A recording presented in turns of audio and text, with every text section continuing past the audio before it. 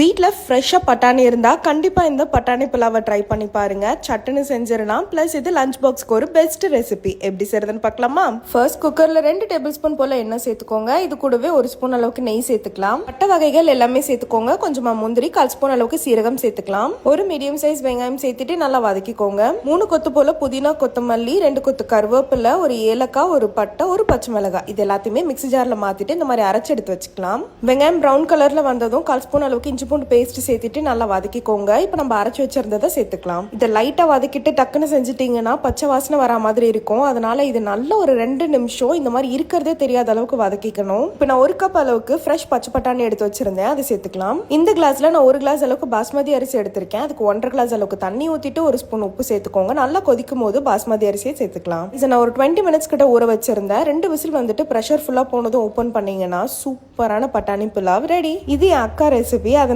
credits goes to her. நீங்களுமே கண்டிப்பா try பண்ணுங்க. மறக்காம நம்ம சேனலை சப்ஸ்கிரைப் பண்ணிக்கோங்க. பை.